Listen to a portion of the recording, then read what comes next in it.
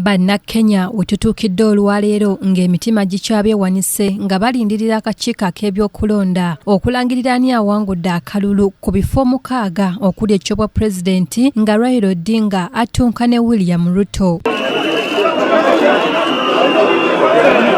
Olunaku olwaleero mu kwogerako ne bannabyabufuzi mu ggwanga bagambye nti ebitongole byonna ebya Kenya okuli akakiiko ak'ebyokulonda, poliisi, amagye n'ebitongole ebirala balaze nti okulonda kintu kikulu nnyo mu ggwanga lyabwe. Ebitongole byonna ebikola ki ebifuga eggwanga.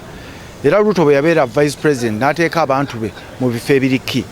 Kakati mulimu abantu abalina okusalirawo eggwanga. Bw'olaba wano mu sentro abantu abali mu Buganda kikwewuunyisa nti ekonome ebyenfuna 65 ku 10 okumpi 7 biva wano mu sentro. Era mwe mugamba mulina abantu abasoma. Naye bwe bituka mu ngabana ya keeki temulina we muli ebifo mu byobufuzi eri executive okuva mu cabinet okuva ddala ogulwa president, vice president, ba prime minister, baani bonna ba minister abafuga engabana y'essente n'okugaba ebintu amagi. Temulina we muli ng'abantu b'omu kitundu si Baganda naye ng'aba central abali wano tewali n'omwaliwo. Museveni okuva mu gyenkaaga takkirizangako mu kalulu, takkirizangako nti ajja kugenda abantu bamulonde, ebyo tabikkiririzangamu. Amini bwe yawamba President Museveni bamufugayo olunaku olwo n'agenda mu nsiko n'atandika okulwanyisa Amini.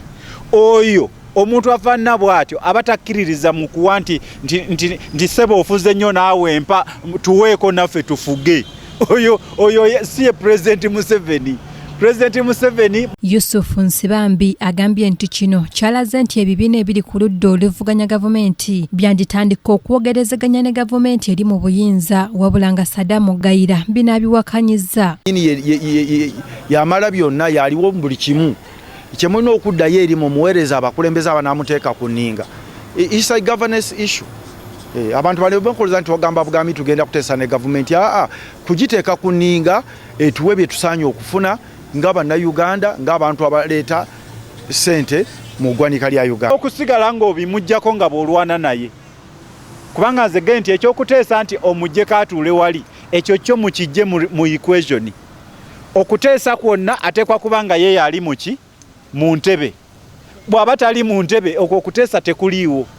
So abagamba nti basobola okugenda ne bateesa ne babaako bye bamuggyako mu kiseera kino nze ebyo sikisigaana kubanga ne Buganda mu 1993 yagenda neeteesa nemuggyako obwakabaka nga tebulina maanyi nga gaaliwo naye nga at least waliwo. Ono agambye nti okweyagaliza mu by'obukulembeze kusaanye okuteekebwa ebbali bakulembeze ebyetaago n'essuubi erya Uganda okugenda mu maaso. Abafuzi abali mu buyinza bamanyi nti waliyo abantu abajja okugamba nti kino tetukikkiriza. Kenya toyinza kuzanyirayo kubanga amagye situsigwa gafuga wano gwofuga amagye gwofuga eggwanika gwofuga buli kimu gwofuga poliisi. Kenya tekiriyo kubanga ebyo bembabuulidde ezo na gurupu zirina okubeera mu gavumenti nga zirina obuyinza.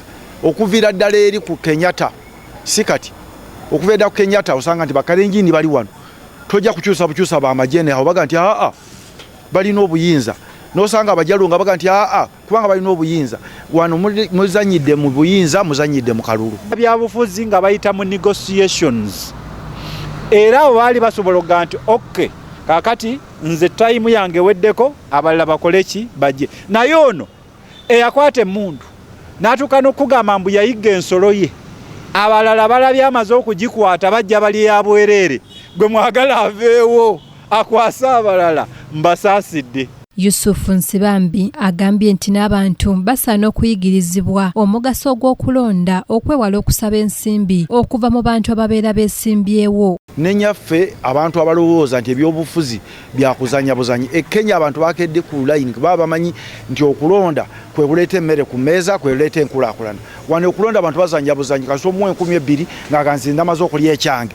Kakati bakuwadde 12,000 bona olwala 12,000 zono obeerako. Sadamu Gayira agambye nti abakulembeze Uganda beyerina bakkiririza mu bintu bya njawulo nga kati kyakubabeerera kizibu Uganda okufuna enkyukakyuka mu kuteekateeka akalulu ak'amazima n'obwenkanya ng'amagye ne poliisi bikyetaba mu kulonda. Kasitoba nga togenda kukwata ku ntebe y'obwa president osobola okukuteesa naye ku nsonga yonna.